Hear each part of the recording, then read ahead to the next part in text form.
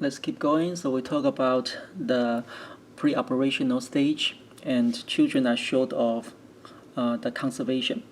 But we do have other psychologists criticize her, since psychology is a branch of science, and they're gonna think, well, they're gonna have different kind of theory and argument.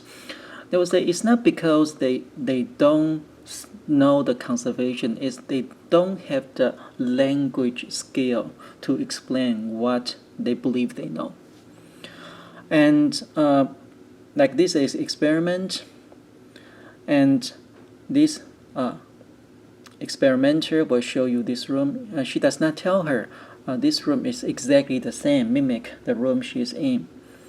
And she'll hide a small toy here and ask her, okay, could you find the Snoopy? And at first she did not know until she showed her, okay, this is a small room and there's a stuffed animal here and she can find it. So they use this to try to explain that it's not because they don't know, their brain development is not mature enough. It's because they're short of the language skill to understand what the adult try to tell them. Now we go to the third stage, the concrete operation. At this stage, you cannot trick them, conservation.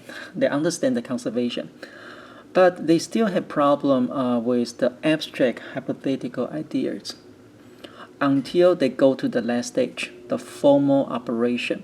So in this stage, according to Piaget, they are fully matured. They can understand, they can explain those hypothetical problems, reasonings, even planning. So that's at age 11.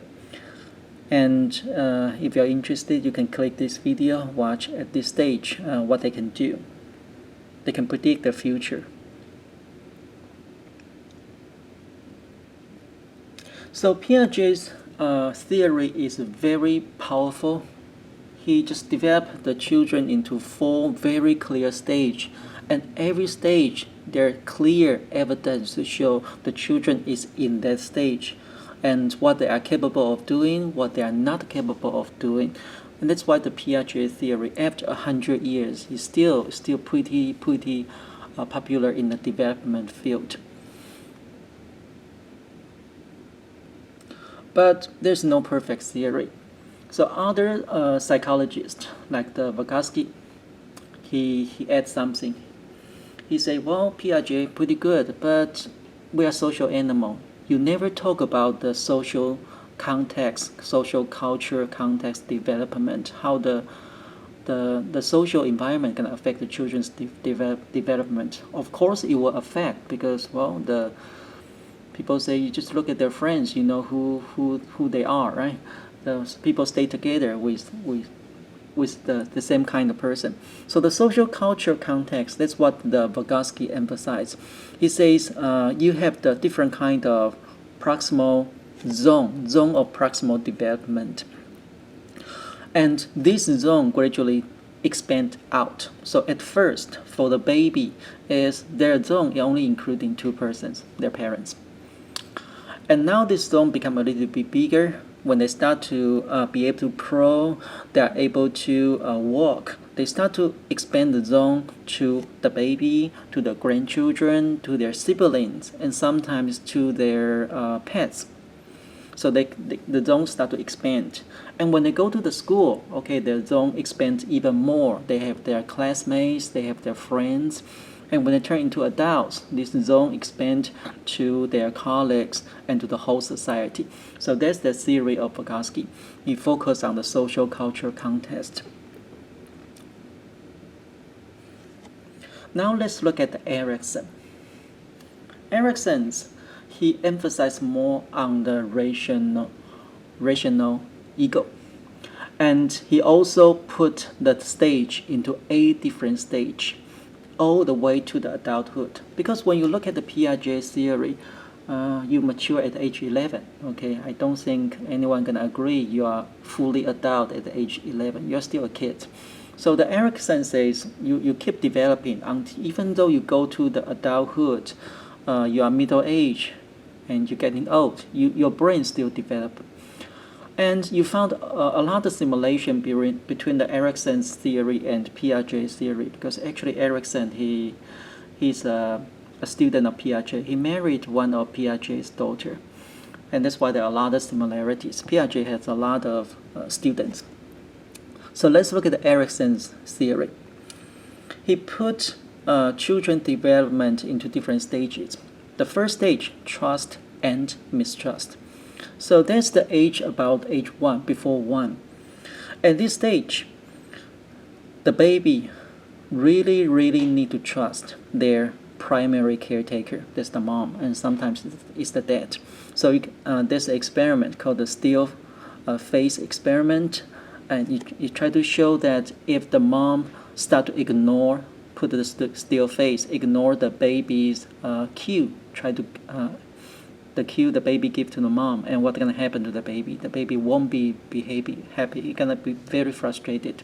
We tell you at this stage, the baby needs to trust their primary caretaker, and it's very important for them because the baby is their life. It totally depends on their primary caretaker, so they need to develop this kind of trust.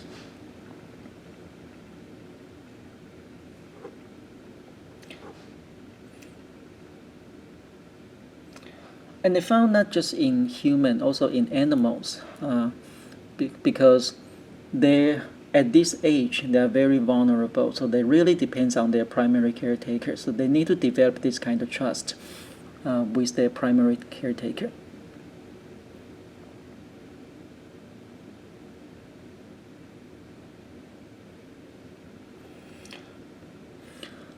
Okay, and there is theory about the baby's face. Why the baby always looks so cute? That's the question, yes, in psychology.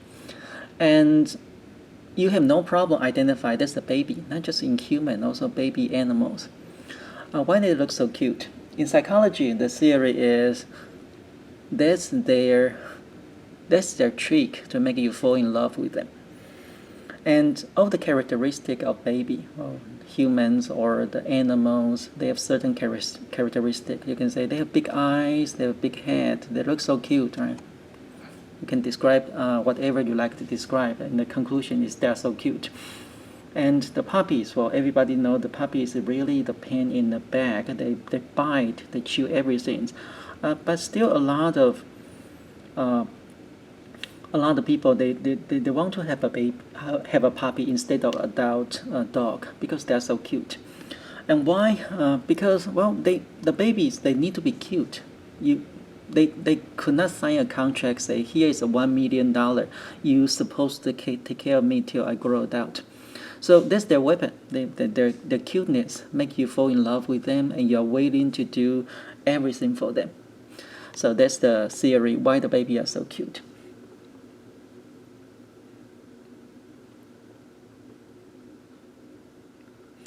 Okay, the next stage is called the autonomy and shame.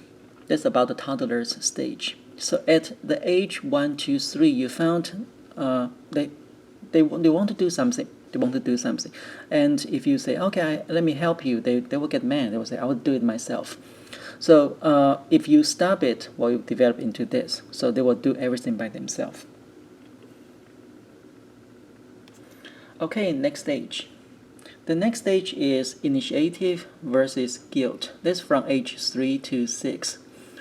That's the preschool age. At this age, they will go to the daycare, they will or go to the kindergarten. That's this stage. So they start to develop, initiate that concept that they need to follow the plan. So some bold plan like, okay, you need to be quiet when other people were talking. If you need to talk, you raise your hand. And they gradually learned, okay, you could not infringe the rights of others.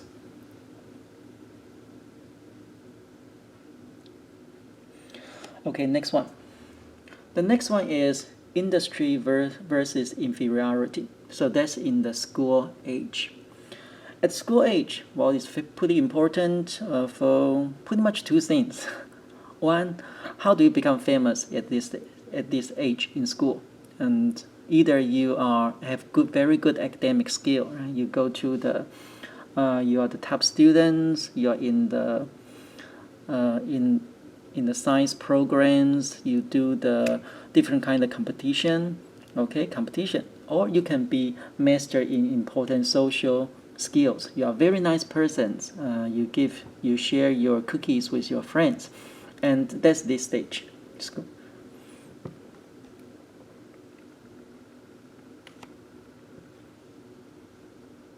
Now, adolescence.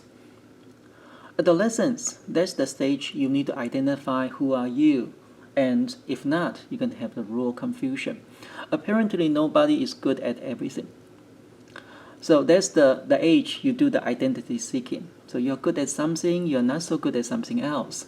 And you need to choose your career. You need to go to the field you are very good at. And in the identity seeking, okay, they have this figure. So if you try something, say you like nursing, and you go to do the volunteer, and you try it, you found you really enjoy it, and you start to take those pre-nursing classes, and you got A's in all of them, and you feel pretty happy. Now you're going to the nursing school, you're going to succeed. And that's the identity achievement. But if you try something, you may not always found that's really what you like. When you go to the field, there's no perfect field. You're going to find, okay, something you don't like it. Say you want to go nursing, but you tried in nursing school, you found you really don't enjoy the environment in the hospital, or it brings too much sadness for you, and or too much burden of emotional work or labor work, and you found you don't like it. Okay, well, now you go to the undecided, and that's this identity moratorium. Or we go to this too. You never try it, and you know what you want. It's called identity foreclosure. How could this happen? Usually this happens in the family of soldier, family of military, family of police, family of fireman, or family of doctor. That's this.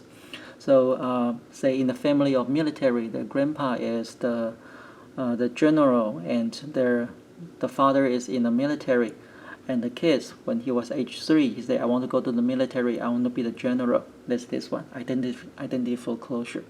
Or you may heard some kids in the daycare at age 3 tell you, I want to be a neurosurgeon. And this because his father is in the medical field, both parents in the medical field. So that's the identity foreclosure.